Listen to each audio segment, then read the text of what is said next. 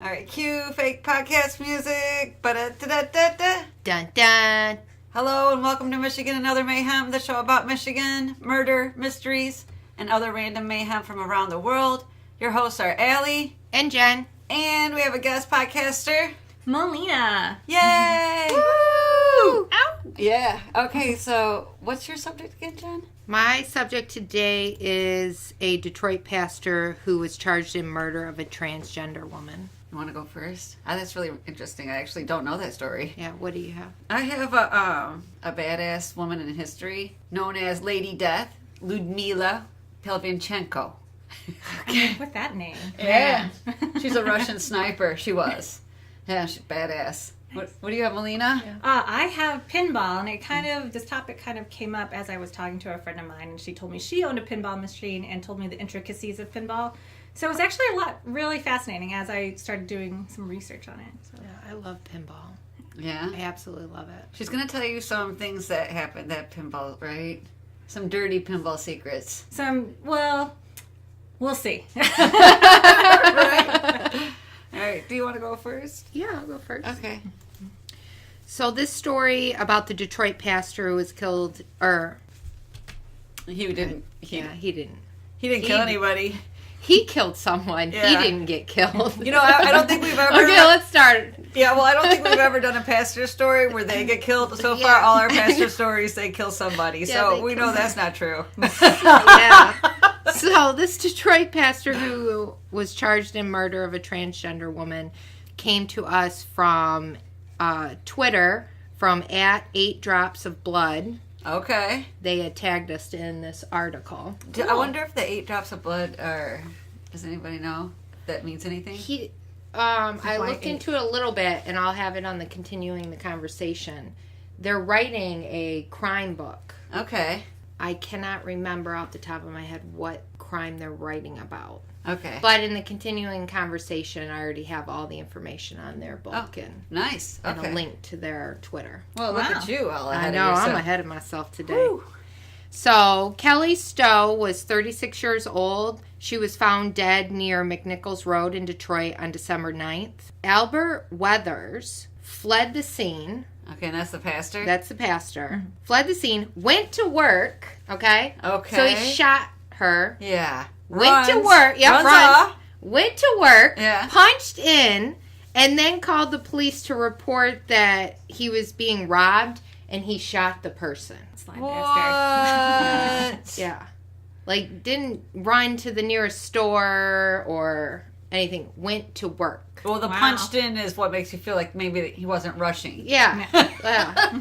Yeah. He wanted to get paid to make Yeah. that phone call, I guess. Right. Maybe he was worried about losing his job. Could have been. Okay, maybe one more late and that's it for him? Yeah. So Okay. he had to punch in and then call the police. Right. He worked for Great Lakes Water Authority, and a news station reported that once he got arrested, they terminated his employment. So it didn't matter if he punched in? Yeah. Okay. So it really Maybe didn't he work should out have, for yeah, I was him. going to say, maybe he should have paid less attention to the punching part. Yeah. He was charged with open murder and use of firearm in commission of a felony. This murder is being investigated as a hate crime. Weather is currently in jail with a bond of $1 million. So this will be a story that we have to follow because it just happened. Oh, so wow. because the person was transgendered, it's a hate crime? Or Yeah, he that's did what something? No, that's what they're saying. Oh, The wow. person was transgender, so it makes it a hate crime. Oh, my goodness. And they couldn't figure out, or they haven't reported yet, on what is there a relationship between those two? I was going to say, yeah, because that sounds to me like if I was transgendered and you were a pastor and we had a relationship and I said, I'm leaving and I'm telling everybody that that's when maybe people get Yeah, killed. he is Crime married. of passion. Yeah. Yeah, it could be. Never know. Yeah, I was going to say, I know, the married does add an extra level. Yeah. So, but we'll have to watch that.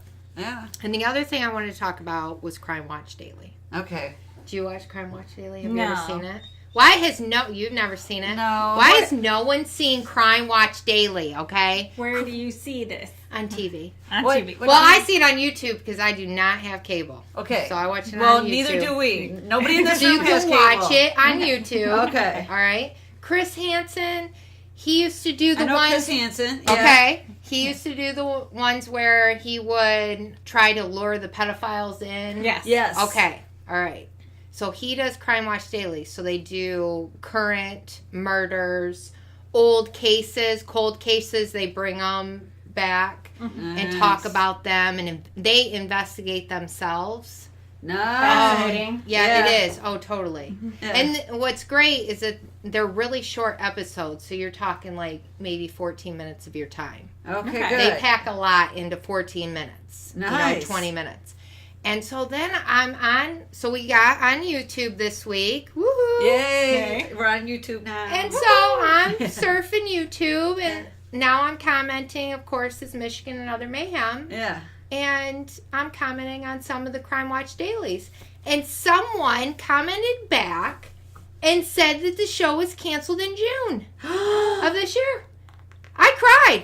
I was upset. Like, this is, I mean, it is a really good show. Don't you hate it when you find those like gems and then you discover that, oh no, we've been canceled? Well, Yeah, Mike and I and I'm actually, like, why? weirdly enough, that just happened to Mike and I today. We like Idiot Test, the show Idiot Test. Oh, yeah, my parents told me about that one. One season, he just said to me it was canceled today. And I was like, why? We really like Yeah. it. Why is this happening? Well, and this is such a good show. I mean, it talks about, current murders. It brings up old cases. This show has helped solve cases or move cases forward, and then they just cancel it like Unsolved Mysteries. But it didn't even last that long because it was only like 3 seasons. Wow. So, all of but those you have to hurt my check it heart. out. I will check You it guys out. have to. I will. It's really good. I'm a YouTube watcher. Yeah. Oh yeah, definitely. I was actually on YouTube today, but for music. Right. Not for TV. Allie and I, we just Google murder. Yeah. I'm And afraid then the police are wait, gonna come yeah. and get me one day. We're waiting for the police to show up to ask us questions. The other Nice. day I was looking up like how hot does it need to be to burn a body, and now I'm afraid like the police are coming for me. And see it. Just by your search history. Yeah. God, she's really. I know, a lot like of there's interesting a lot of things. murder in this girl. And I've been working on my story for what I'm going to call humane ways to die. Yeah. So Okay. I've been looking up all these ways to die or murder someone. So I'm in real big trouble. Yeah. Oh, yeah. They're gonna come looking for us. Yeah. Do you want to go next, Melina? Sure. Okay. So as I said before, this kind of all came about while I was hanging out with a friend of mine at a bar, and we were trying to listen to jazz music, and she's like, yeah, some asshole was like playing the pinball machine the whole entire time, and all you hear is this like dinging back and forth. Okay. And come to find out that she herself owned a pinball machine when she was younger, and she said, oh my gosh, you have no idea how many little things that you can change within a pinball machine to make this like super impossible to even pass. So like the computer parts. So the computer parts, the computer components, how often like flippers will go off. So, and that's another thing. So you have your play field, which Yeah. is where you've got your flippers, your bumpers, your, Kickstarters. All of these. Yeah. Okay. I'll know. I know Yeah. what those are. Yeah. Yeah, so all of those wonderful, bumpers, holes and saucers, targets, spinners, rollovers, switchers, gates, stoppers, ramps, toys, electromagnets, and other captivity. So these are all the components just on a playfield of a pinball machine. Holy crap. And you can manipulate all of those little things. The only things that you can't manipulate are the actual flippers. Okay, the ones that you hit with your hands. Yeah, the one that's you toggle with your hands. Yeah. But yeah, so as I started doing research on this, because I was like, oh my god, so it's not that I suck at playing pinball. It's because they made it so It's the difficult. machine, and Yeah. they did it. Yeah, So it's you all can their change fault. the difficulty so it's almost something will almost never go off. Yeah, Right? exactly. Yeah, your probability chances just decrease, and so these are all things that you can This manipulate. is just sad to hear right now. Right? As, All those as times somebody that- that likes to play it, this is sad. No wonder I didn't get all the tickets that came out of the machine. Yep, exactly, because you have to trigger those different little things that come along the way, and it was just super fascinating to find out. And then, of course, I'm somewhat naive also when it comes to what tilt meant. I was like, what is tilt? I know I've heard it and everything like that, but what is actually tilt? And tilt is actually a mechanism that is used inside the pinball machine. So a little thing on the play field. So you've got like I said, you've got the back box, which is all the electronic components and everything that triggers everything that's down below. And in play field, it has to be 6 to 7 degrees towards the player. The tilt? The no, Wait, the play board. The just actual the the board. casing where it has, but the tilt is located in the front panel where like the coins are. and Okay. everything like that. And excuse me, It's okay. the tilting mechanism came later, and this is kind of where my research kind of dug me into a little bit thick. So I'll come back to the tilt thing because I do want to get into the history about it. Yeah. So tilting, the actual pinball machines came into 19th century. It was called actually bagatelle table. It was a hybrid between a pin table and a pool table, and there is a difference between pool and billiards. Yes. I do need to make that specification. So it's more like billiards, not pool. Okay. Okay, I don't know the difference. Imagine pool, but with a lot of little stumps in the middle of the table, and that's billiard. But there's bumps rules in the table. No, you know, Like the bumpers in a pinball machine, Yeah. except it's in the middle of the table. Yeah, of a Oh, pool okay. table instead. You know, those like little columns in Yeah. a pinball machine, but imagine them in the middle of a pool table. Okay. Yeah. All right. And there's no pockets or anything like that. So that's actually where the idea of the bumpers came into play for pinball, and because they called them pins. So, That's Oh, interesting. that makes sense. finally! Yes. And so it started off just with that, and then by a gentleman by the name of Montague Redgrave, he patented a device called the ball shooter, which was based on steel springs. So the invention of the steel spring, and then you got your plunger that came into play. Okay. Yeah. So when they first started playing these games, a lot of bars and shops and everything like that, they originally, you gave them money, they gave you the balls to play, and if you got a really high score, then the high scorers would get like free meals, cigarettes, drinks, and everything. As a teenager, I probably even then would have gone for cigarettes or something. Right. And this was like, before the Depression came, so it became super popular around the Depression, and that's when cheating started happening. So, yeah, if you were hungry, you'd shake the shit out of that pinball Yeah. machine. Shaking it all over the Get that place. sandwich! Exactly. So, an inventor by the name of Harry Williams from the famous Williams Manufacturing Company. I did not research that. So, Okay. I'm assuming that the source is true. Yes. He created this tilt mechanism, which has two components to it. So it's got what's called a movement tilt. So it recognizes when it's being shaken, I guess. Shaken, maybe. Shaken. Yeah. Grammar and correct. English hard. So, and then there's the up and down, which is called the slam tilt, when people slam the table, yeah. which I personally have never experienced anyone. No, but I playing have pinball bumped it with to, my like- belly maybe on accident, maybe.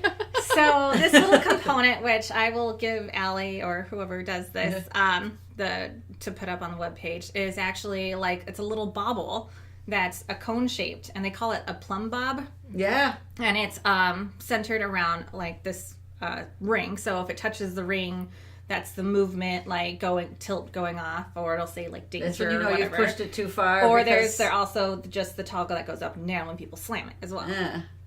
So that's all about tilting. And what was really interesting when I started researching this, so there was actually a point in time for 30 years that pinball was illegal in most states. Okay, Really? I heard about that. Yes. Why though? Is it gambling? Cooked to gambling?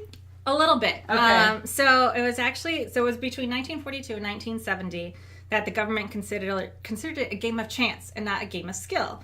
And it was because of Mayor LaGuardia. Yes, that LaGuardia. That From the was- airport? The airport That one. LaGuardia? Yes. Okay.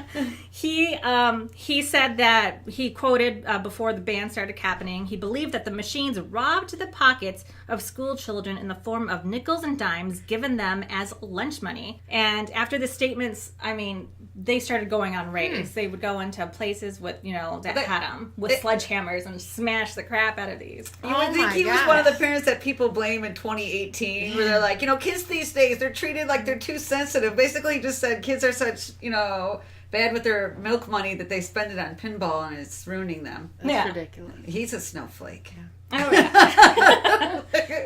yeah. And then they largely associated pinball machines to the mafia as well. I can see. Yeah, so I can see them using that as a quick change for some money there. Yeah, I could see it too. I was just interesting because looking back as a avid movie watcher, I'm like, yeah, there is always some kid like that's hanging out, and the boss guy telling the kid, okay, go to Johnny, go play some pinball or something like that. So I'm like, oh, okay, I see the correlation now. Right? Maybe they use the pinball machines for money laundering. Yeah. So it became legal again back in the 1970s. So there was actually a committee that was like the Pinball Commission Committee, or a lobbyist that asked this. That's big. You have your own committee. Yeah. It's a thing because at this point it's now gone underground. So people are playing pinball. And you're like, I need a pinball man. It was like the prohibition of pinball, and people had to go to speakeasies to go play. You gotta know the special knock to get in the pinball room. Exactly. That's the passcode. Right? Shaving a haircut, 2 bits. Exactly. But yeah, so there must have been this guy by the name of Roger Sharp that was known within these underground playing tournaments, because they ended up being into tournaments as well, which you can actually still now play today on pinball tournaments. And he was a magazine editor, and he basically was asked by this committee to come to Congress and say, hey, can you show them that this isn't a game of chance, it's a game of skill. Oh, like make them play, then you play, you're like, see how badass you are not. It's right, not, basically. It's not chance and so skill. He had to play the best, like the game of his life. To he's like in the back, like warming up his flipping fingers. And here's the clincher, is that he Babe Ruths his last shot. No. And makes it. And after that, the judge was like, all right, you're right. It's a game of skill, not of chance. So then the ban was lifted. People praised. Pinball machines now came into the forefront. So anyways, but yeah, so it is, though, however, still illegal in Ocean City, New Jersey on Sundays. How picky. I just wanted to be like, now you're just being pissy about it. Yeah. So, and I did try to find out when this particular article was written just to verify if that was still true or not. I could not find the editorial date. But who knows? Maybe it's not anymore. Yeah, don't worry. I have this book called like Michigan Curiosities I was reading last night. Now, I've had this book maybe 15 years. So as I'm reading it and looking at stuff that Jen and I can go drive to or go look at, I'm actually also Googling, because some businesses have closed. So, I mean, it's been a little long since I got, this book. So, yeah. I was trying to see, is this still real? Yeah. Is it still a place you can go? Exactly. Yeah. So that's just kind of the history. So that was all because I Googled tilting, and that's how I got into this whole entire thing. Because I really just wanted to know what the specifics were of all of these different strategies that you had to come up with. So some of the properties of a pinball machine, of course, is the biggest thing is the actual ball itself. So it's a steel sphere that's 1 1/16 inches, or 3 centimeters for those who enjoy metric system. Right. And it weighs 2.8 ounces or 80 grams. It can go up to 90 miles per hour. But holy shit! Wow. You mean like when you first shoot it out of the thing, maybe? Yeah. Wow. Or just, I would never have thought that. Or not even just it's like some good. What's this area? I don't know, but it's built up in your arm, like the back of your arm. Pull that shit back. Setting it off at 90 miles an hour. It could be from that. It could be when it starts, hitting the other sliders and stuff like that back and forth, that it starts building up momentum. Yeah. Okay. Because, think about it, it's steel. They put magnets in some of these particular items. So in some of the saucers where it holds the ball and stuff like that, or different holes, there's magnets that are attracting it. To bring it into that, or also the actual bumpers itself, there might be a magnet within it, so it's pulling it as it pushes it away. So you're using those magnetic fields to kind of play against each other. So that's one reason why it can. I didn't know about magnets. Yeah. Yeah. So that's a component that they kind of mess around with a little bit. Yeah. But then I guess on some machines it's called a power ball, and that particular ball is actually ceramic, so it doesn't have the magnetism. And it goes faster, and it's lighter as well. So that's a little bit of that. Now, there's also the replay. So it's called replay is when you get that extra ball. Yeah. And usually you hear that. Best time ever. Yeah, you hear that sound against the pinball machine, and that means you and everyone around you is like, oh yeah, I just got a free play. So after that, once you get that first time that you get it, it's a 10% chance that you'll get that particular score. It goes up to 150, whatever the original value was, for you to get the next replay. So they just increase how much harder it is to get more of those replays and free balls. And so it just gets exponentially harder. Oh, totally. Yeah. So I'm like, okay, that's why I only ever get one. Yeah. And that's very much. I can't ever remember getting more than one. Yeah. Yeah. No second pinball here. No, not at all. And then there's so going into the settings, you have your software settings. So you have your standard adjustments of how many balls will you get, how many warnings before the tilt comes on, and how long before the bell save, how long the ball saves. Sorry, not the bell. You could have a bell too, like some dude just rings a cowbell. More cowbell. Yeah, how many times that can ring? It probably is. It's probably on the features component, but yes.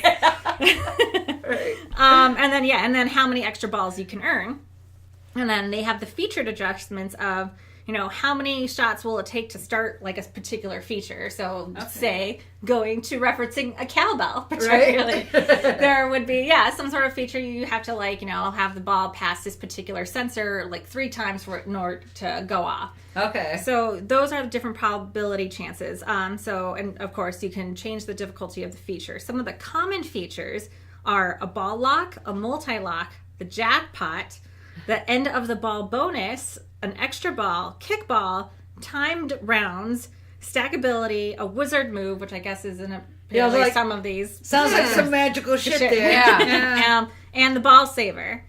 A ball saver sounds like a cup for sports. Yeah. So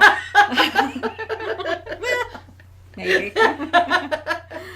But so those are all of just some of the things that, all the different components of a pinball machine that can be manipulated. So even how long the magnet holds your ball and stuff? Even how long the magnet will hold your ball.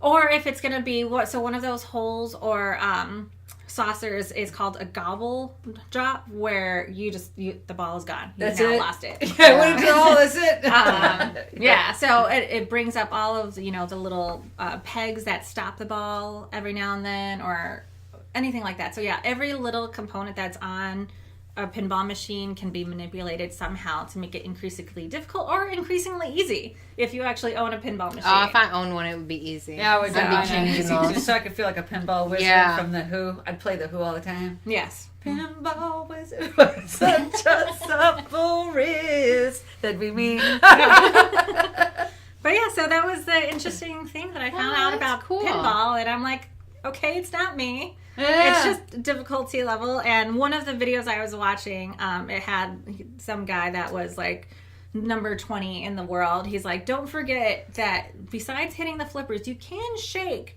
the actual machine.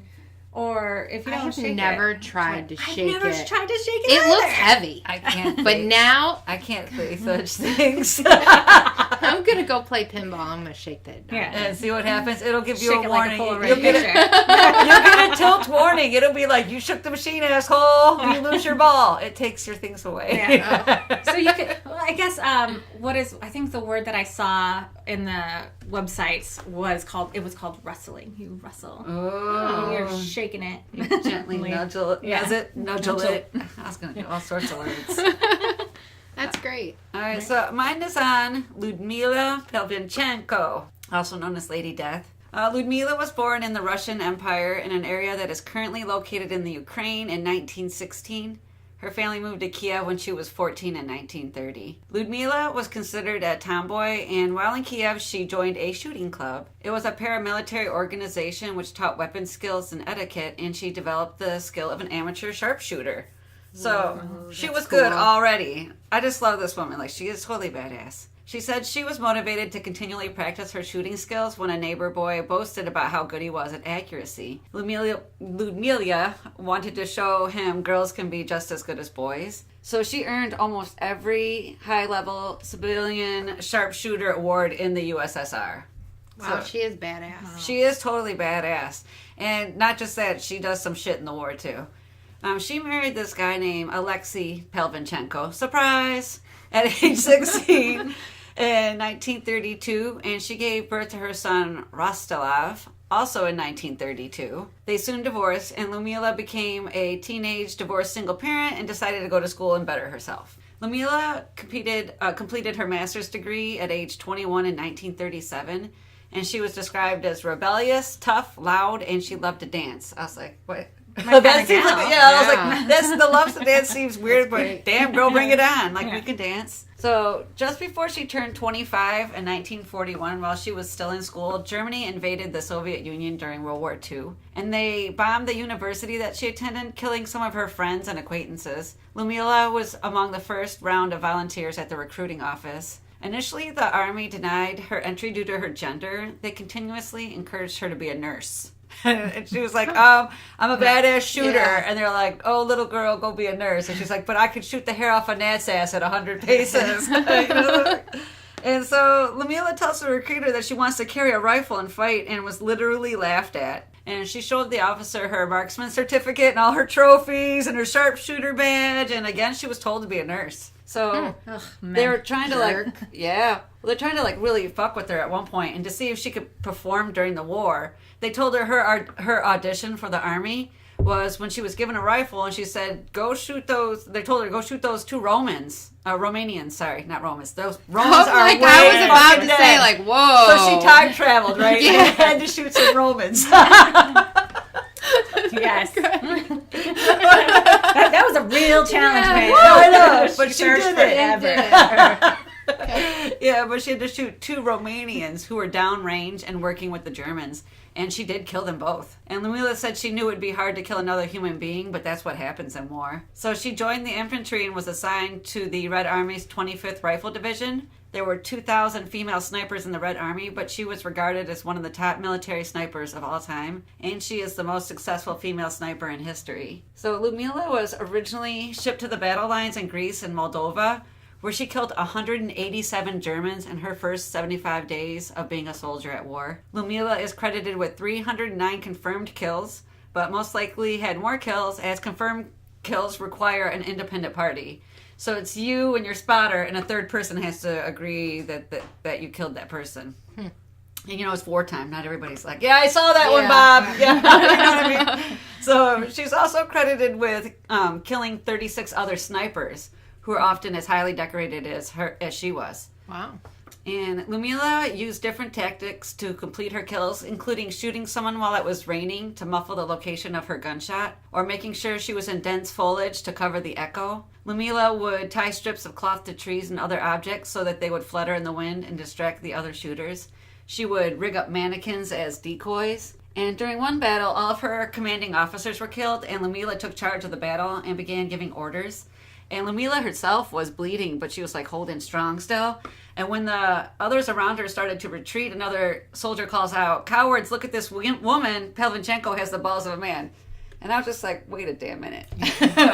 Why are balls considered tough? I've seen grown men go down because of a tap to the balls, right? I've seen men vomit because they took a ball shot. And I'm just like, I've seen them get paralyzed because they've been hitting the balls. And then when you say a woman's being really tough, you're saying that she's got balls? No, balls are weak, like a vagina could take a hit. You know what I mean? Why balls? I don't get it. But the enemy troops nicknamed Ludmila the Russian bitch from hell, and German troops a few times addressed her over loudspeakers, offering her comfort and candy if she would defect from the Russian army. Like, come here, we have chocolate, and, we'll take care of you. But no, she would actually shoot at those guys. So once she climbed a tree to scout an area, and she was shot at by another sniper, and she pretended to be hit and fell 12 feet to the ground, lying motionless there for hours. And then she stayed there literally all day and into the night, and once it was dark enough, she crawled away, and when they came the next morning to pick up her body, she was already gone. During the war, she married another soldier, and he was a spotter for her, but he also died in the war. And after her second husband died, she actually started to get really fucking cruel with other people. She would purposely wound soldiers, and then when rescuers would come to take care of them medically, she would just kill everyone. She was waiting. She would purposely not kill you in order to bring other people closer to her. Wow. Yeah. So she becomes a target for the Axis troops, and she was wounded 4 times by 1942. And Ludmila stayed active in warfare until being wounded by a bomb strike. During the strike, she was really terribly wounded, including taking shrapnel to the face. And after she healed from being gravely wounded, her government took her out of active warfare and gave her the mission of being an ambassador and building international support. And from what we know now, with some of the behaviors she exhibited, I would say she has some form of PTSD. You know, you I would think so. Yeah. After all that. Yeah, you can't have that kind of life and not be affected. And she toured the United States, where our reporters, who are men, were blatantly sexist, and they made comments that she wasn't femininely, fuck that word, somebody say it. Femininely? Jen? I can't say it now that you guys... She was dressed in a very female-like fashion. Good enough, Melina. And because she was wearing her uniform, so they're like, you're not being really feminine. She's like, it's my fucking uniform, you know? But reporters also asked stupid questions like, do you wear makeup into battle? And she was like really a sassy ass. So telling the male reporters in America about how she killed a lot of enemies and she was tired of them hiding behind her dress and asking dumb questions. I was like, damn, girl. Yeah, she was like, I'm out there on the field killing and watching people die, and you're asking me if I put on fucking mascara before I left? Like, fuck you. So I was like, good girl. So Eleanor Roosevelt was impressed by her, and they became friends. And they even had a reunion with each other in Moscow during the height of the Cold War. Eleanor found that Ludmila had remarried and started a new family, and so she does have a happy ending after all. Woody Guthrie, an American folk singer, wrote a song about Ludmila, although his most popular song is "This Land Is Your Land." Oh, yeah. Okay. I do have the link. It will be in our show notes to the YouTube video for the Ludmila song. And her story is also featured on a website that I am in fucking love with called Rejected Princesses. It's filled with just badass fucking women. There's another woman that I'm going to do one later on, another podcast on. And she's a total badass. And I found her story on Rejected Princesses. And I was just How like... do we get on Rejected Princesses? We have to be really fucking awesome. I mean, she I thought killed we were hundreds really of men. awesome. Yeah. I guess we got other people to agree that we're awesome. Oh, and we need to kill people. Yeah, well, Ludmila did. All right, you guys have been listening to Michigan and Other Mayhem with Allie And Jen. And Melina. Connect with us at MichiganandOtherMayhem.com to join the conversation, listen to the podcast, access the show notes, find site links, and correct us when necessary. Rate and subscribe to our podcast on iTunes, Google Play, and Anchor. YouTube And now. YouTube. Oh, that's true. All right, all those things. All right, bye-bye now.